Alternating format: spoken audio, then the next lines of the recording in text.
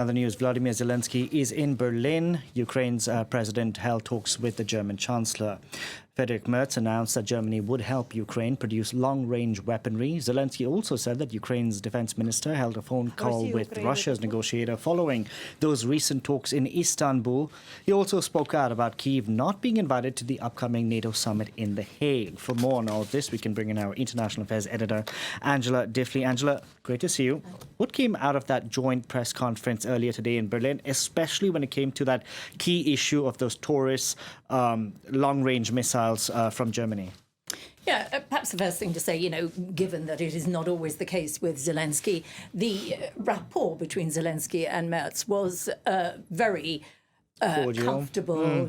Merz made a joke about German technology when the translation from Ukrainian into English didn't work briefly at the start. They were very comfortable with each other, which is already something. Merz hasn't been there very long. Zelensky's had some difficult experiences on the diplomatic front. In the past few months. Absolutely.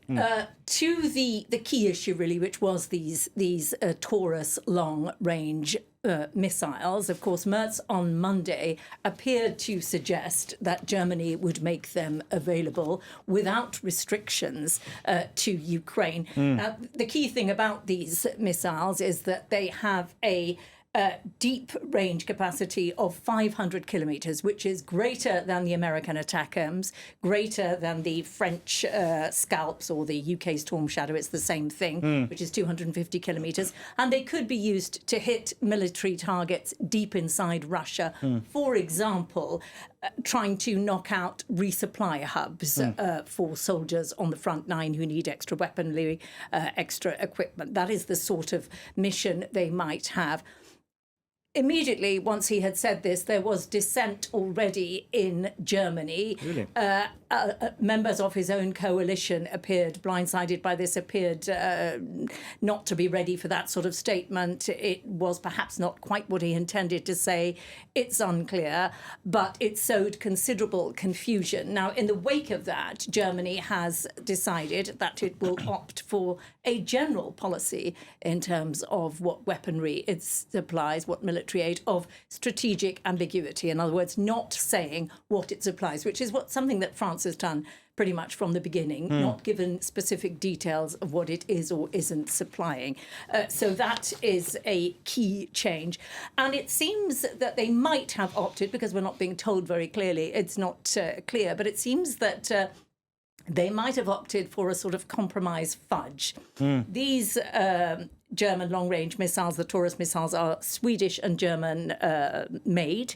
And it seems that they might be thinking about making the components available, selling the components available and having them being assembled in Ukraine as a sort of compromise. The problem with that, of course, is that would take a very long time. There are no factories ready to do that. Yeah. It is not in the time frame that Zelensky would like, but it looks like that is being talked about behind the scenes as a possible compromise. And how important was this meeting between the two leaders today? It was important on the domestic front for Merz and on the European front for Merz. He has been trying to put a line under the Olaf Scholz years and the limbo period in between before a new government was formed, and say Germany will be right there in the key decisions within Europe over Ukraine. We will play our part. He is more hawkish. He also needed, in a sense, to persuade his own Christian Democrats, the CDU, that he intended to pursue a hawkish line as far as possible on Germany. So in that sense, it was pretty important for him.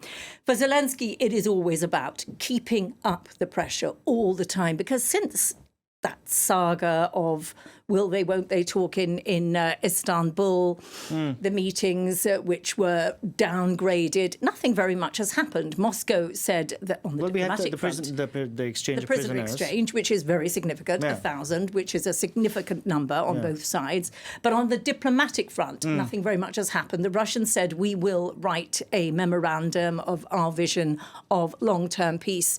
It has not materialized. In the meantime, there has been the biggest attack almost since the beginning of the war over the weekend on Ukraine from the Russians. We have had Donald Trump saying on Truth Social, what is going on? Putin's gone absolutely crazy. Putin's gone crazy. And the Russians suggesting that Trump was emotionally going over the top.